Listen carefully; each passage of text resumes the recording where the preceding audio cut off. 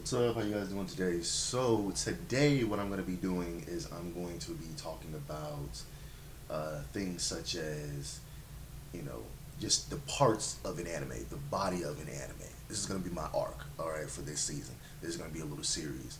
Basically, things like what in anime would be considered the dream anime that I would desire. Like, what would I want in my dream anime? I'm going to be asking things such as, what do I think is a good anime? What makes a good anime to me? What makes a terrible anime? You know, what are the parts of the anime that I love the most and the parts of the anime that I dislike when it comes to my own, when it comes to the anime taste that I have. So this video right here, I think I'm gonna, let's see what I'm gonna say. Oh, and I'm also gonna talk about, like, all the good shit, all the, what do I dislike about anime? What do I dislike about anime in general? What do I think will improve anime shows? What do I think will make anime shows more appealing? Appealing to the masses and stuff like that. So let me see. What do I want to talk about first when it comes to that? I'm an old school dude, so I like old school style anime.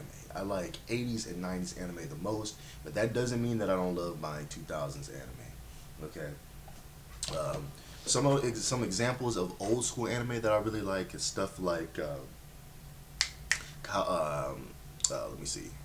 Give me a second. Of 80s and 90s anime, I love City Hunter. City Hunter is an example of an 80s anime that I like. Dragon Ball is an example of an 80s anime I like. Let's see, what else do we have? What is that one? There's one I'm thinking of. Hold on. You guys give me a second. Let me see. So another example would be Space Cobra. All right. Another example would probably be something like, when it comes to the 2000s, would be Space Dandy. I really love what I like to call adult anime, meaning anime where it's a grown man and it's a grown man going on adventures. It doesn't matter. It can be either in space or it can be on a planet. It can be on Earth, etc., etc. I just like shows that are like Cowboy Bebop, Space Cobra, Space Dandy, City Hunter. Shows like that where it's just a grown man running around trying to get women. These are like usually my favorite types of anime. And the thing about these anime shows that I love is I just love how it's not a teenager, it's an adult. So they can, they can do things that adults are supposed to do, and it doesn't make you feel uncomfortable. Does that make sense? Because a lot of the time they'll do this thing where they'll have the teenage anime where it'll be about teenagers, and it's like they do like all this inappropriate stuff, and it's like, bro, you could have just made them adults. Like a lot of the time they have these anime that are they have these anime that are usually in middle school and high school, and in the back of my head I'm always like, why doesn't this anime just be about them being in college? Why do they have to be in high school? Why do they have to be in middle school? Especially in middle school. You could have just made this whole series them in college, and it would have made it to where nothing is uncomfortable, nothing is weird. The fan service is not that big of a deal. So this is something that I dislike because I'm always like, you could have just put them in college. An example of this would be a show like, what's that show I was watching about the teenagers that are gang members? What is it called, bro? Y'all know what I'm talking about with Mikey and all that. What is that show called? Give me a second. Tokyo Revengers. Tokyo Revengers, they should have all just been in college. Why did they need to be middle schoolers? It's just like, I guess it's like supposed to add like an extra edge. Like, holy crap, these kids are super strong because they're little kids, and it's a shonen, I believe. But I always look at it as like, you could have just made them adults. It just would have made it more simple. It would make more sense, and you can do things, and people are not going to feel uncomfortable or cringy while they're watching it. But one thing I've realized about anime is that a lot of the time, a lot of these things that are happening in the anime show is the fantasies of the writer, of the creator, of the mangaka. And whether they're men or women, they already have this story in their head, and they're like, look, this is the story I want, this is the story I desire, this is the story I'm going to create.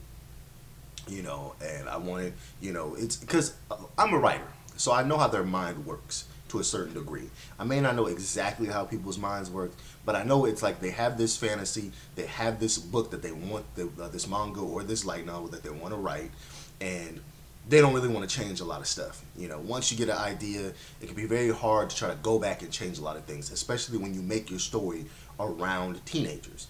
So I always like 90s anime because I like the fact that there's always adults, so anything that's pervy in it is like, it's cool. Like, you don't feel uncomfortable watching it. And I feel like I wish they would do that more with romance anime, where they would have, you know, more characters that are just straight up grown, 18 and up.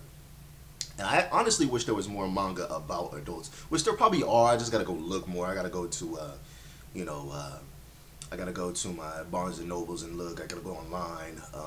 And I also noticed there's a lot of webtoons that are more adult-esque, which I usually like way more. But I am a dude who loves his romance anime, his romance webtoons, his romance manhwa, manga, comics, whatever. Because I do love my Marvel, my DC. You know, as a man, I love me some romance. I enjoy stories about romance, and I will probably always enjoy stories about romance because it's just fun to see how people can make different types of relationships and how many different ideas that they can kind of try to stick to the wall when it comes to a relationship. You know, even it's like a lot of romance usually is them trying to talk to the person and trying to get the person to open up, to show their affectionate side, take the person on dates. You know, and I feel like they try to make the stuff very realistic, but they do put a lot of different types of, you know, fantasies in there, which makes it more appealing because you like to see, you know, what people are going to create and what's their fantasy, what is their personal fantasy in their mind of what they want to happen. But I have noticed that a lot of the time when it comes to whether it's romance anime, whether it's shonen anime, whether it's mystery and crime, or it's a mix of all of them, everybody usually with their story puts their sexual fantasies, they put their fighting fantasies, they put their you know, their dreams in it. You know, they put some of their real life into it, and they make it very very special to them. You know, it's like a love letter to their own mind.